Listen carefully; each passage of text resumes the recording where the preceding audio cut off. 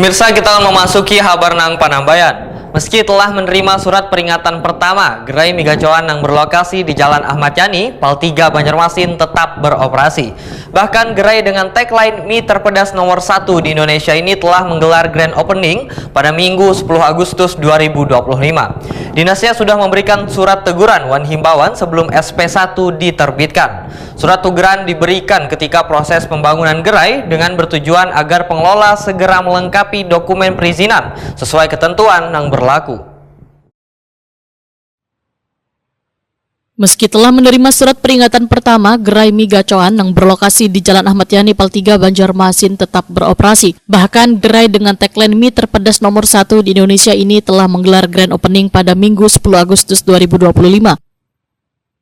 Kepala Dinas Pekerjaan Umum dan Penataan Ruang Banjarmasin Suri Sudarmadia wayatakan di Prima TV Kamarian Selasa 12 Agustus 2025 memadahakan dinasnya sudah memberikan surat teguran wan himbauan sebelum SP1 diterbitkan. Surat teguran diberikan ketika proses pembangunan gerai dengan tujuan agar pengelola segera melengkapi dokumen perizinan sesuai ketentuan yang berlaku. Surat teguran mencakup berbagai perizinan mulai dari izin tata ruang yang dikeluarkan oleh ATR BPN, nang kaya persetujuan kesesuaian kegiatan pemanfaatan ruang, persetujuan bangunan gedung hingga izin mendirikan jembatan gedung. Namun hingga SP1 dikeluarkan, pihak pengelola belum juga menyelesaikan seluruh proses perizinan tersebut. Suri Sudarmadia memadahakan dari hasil evaluasi Dinas PUPR, diketahui pemilik usaha baru mengurus satu jenis perizinan yaitu PKKPR. Sedangkan izin sertifikat layak fungsi, persetujuan bangunan gedung, serta izin lahan parkir belum diproses. Izin-izin tersebut menjadi persyaratan wajib sebelum sebuah bangunan komersial boleh digunakan wan beroperasi.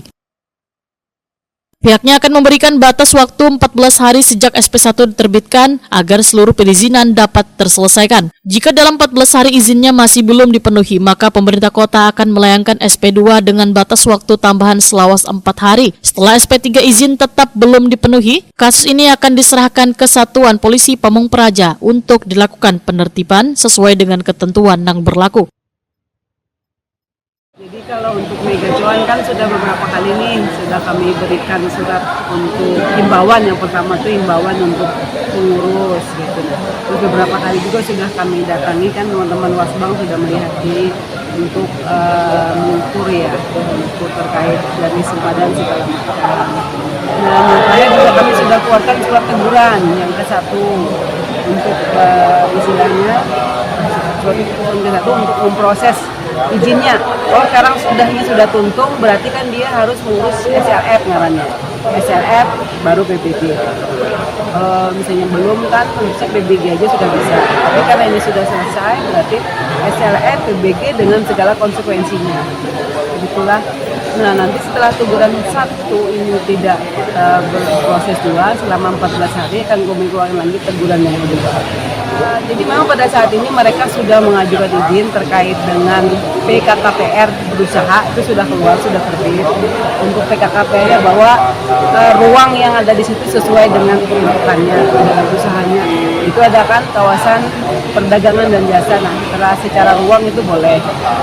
Nah, di dalam itu kan ada aturan-aturan lagi bagaimana garis sempadan bangunannya.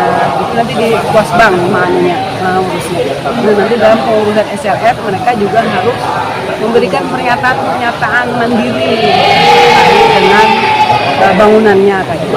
Jadi memang dengan segala konsekuensi kayak gitu. Karena sudah selesai, ya berarti SLF, PBG itu dengan segala konsekuensi yang harus. 14 hari tadi bola. 14 hari untuk teguran kedua. Kalau misalnya sudah teguran kedua tidak dijalankannya juga, teguran ketiga berarti kami serahkan ke Satpol PP. Bongkar. Nanti ada beberapa, apakah pembatasan kegiatan gitu ya, atau misalnya penyesuaian. Suri Sudarmadia menambahkan setiap investasi wan kegiatan usaha tetap harus mematuhi prosedur perizinan demi keselamatan, kelayakan fungsi bangunan, serta kenyamanan lingkungan sekitar.